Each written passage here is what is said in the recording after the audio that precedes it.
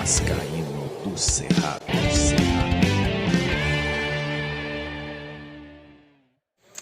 Bom, acabou agora com o empate. Ó quem é que tá batendo palma aí pra torcida.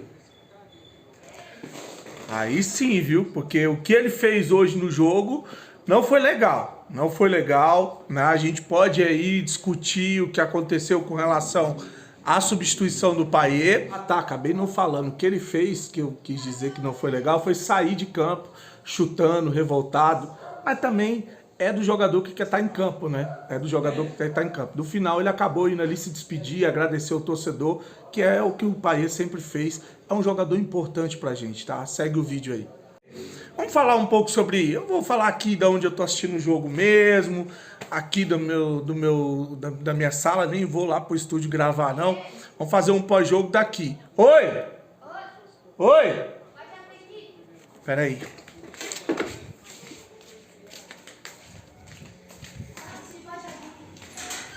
Tá aberto, cara. E eu gravando.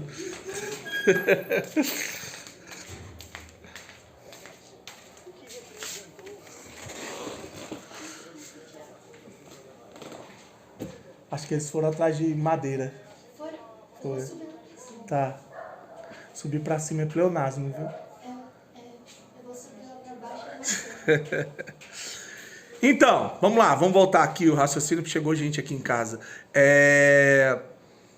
Então, o Rafael Paiva escalou um time aí bem diferente do que ele costuma escalar, até pela falta do David. A gente tinha a volta do Payet, mas o Payet ficou no banco. E algumas coisas que aconteceram nesse jogo, elas impactaram diretamente no plano do Vasco na partida, como a lesão do Estrela, né? Tô preocupado, porque pode ser mais um aí de lesão de ligamento, é mais um fora, e o moleque tava bem pra cara, tava bem no jogo de hoje. Ele escalou o jogo com o Léo Jardim, o PH, João Vitor, Michael e Vitor Hugo.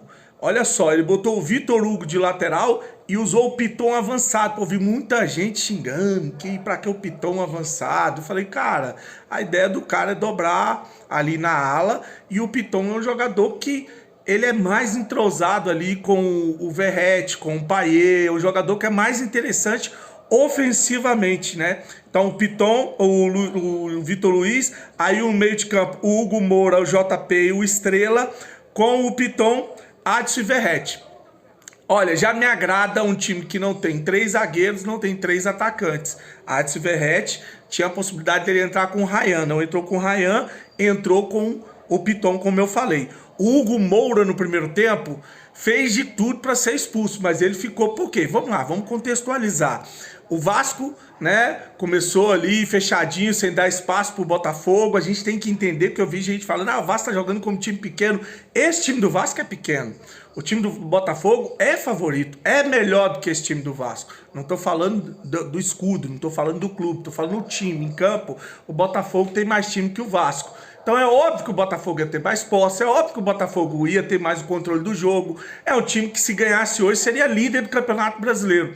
Então, o Botafogo não teve muito espaço, embora tinha a posse de bola. O Estrela estava marcando muito, o JP, o Hugo Moura. Quando o Estrela sai e entra o Payet, que aí é a grande polêmica desse jogo, o Payet, ele entra e com 10 minutos em campo você vê que a qualidade do Payet no domínio, no passe, no toque de lado, na visão de jogo, na cadência, no controle da partida, é um jogador diferente.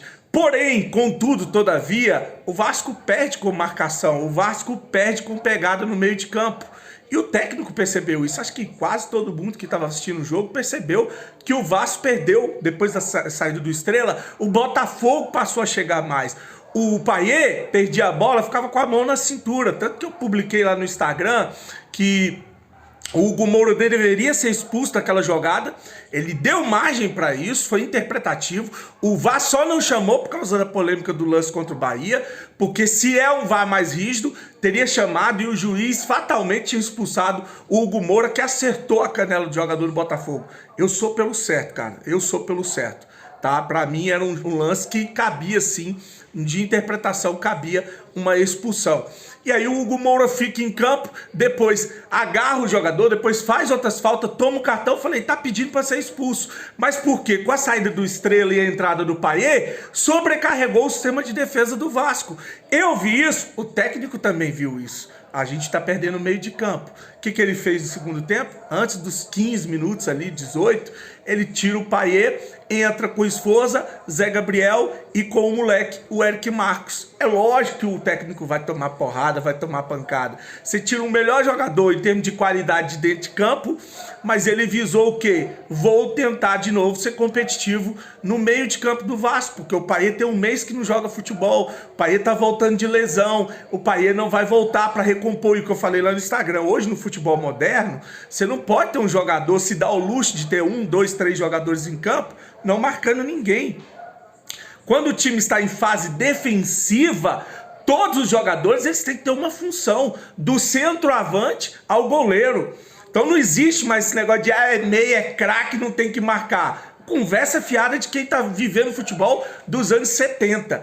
Hoje todo mundo tem função defensiva, todo mundo em fase de defesa tem uma função de recomposição. Então o time sentiu, o técnico viu essa queda de rendimento e tentou dar um gás no meio de campo. Infelizmente a gente toma um gol daquele escanteio que para mim foi uma falha do Léo Jardim, que tinha feito uma baita de uma defesa antes disso, uma defesaça, salvando o Vasco de tomar o primeiro gol, mas infelizmente falha no gol, e aí o Vasco toma o primeiro gol, o Botafogo depois tenta cadenciar, tenta administrar a vantagem, o técnico coloca o Ryan em campo, né? Ele coloca o Ryan, e no finalzinho ali do segundo tempo, em uma jogada do Piton, o Piton faz o que ele sabe fazer de melhor, que é alçar a bola na área, na cabeça do Verratti, que é um matador, sobe mais que a defesa do Botafogo, colocando no cantinho, gol do Vasco de empate, que depois podia ter aproveitado, né, a torcida, a pressão para poder conseguir uma virada, mas também caiu nessa de tentar administrar o jogo. O que acontece com esse time do Vasco é que a gente não tem jogadores de qualidade pra gente competir. Não dá pra ir de peito aberto contra times que estão brigando por Libertadores e título. O Vasco tem, esse time, estou falando do time depois que chegar os contratados na próxima janela que a gente está aguardando. Mas o time que a gente tem hoje, ele não tem como jogar de peito aberto contra times do Campeonato Brasileiro. Infelizmente, tem que jogar assim, fechadinho, aquele joguinho feio para buscar um gol no contra-ataque, para tentar uma vitória. E é assim que a gente vai jogar aí o nosso campeonato contra os times que estão brigando também para não cair. Hoje o Cuiabá empatou 1-1, saiu na frente, depois tomou o gol lá do Bragantino, e o resto dos jogos vão ser todos amanhã. No mais, é só isso que eu tenho para vocês nesse pós-jogo. Desejar uma noite abençoada. Amanhã eu venho com mais detalhes sobre o campeonato, e é isso. Fique com Deus, saudações vascaínas.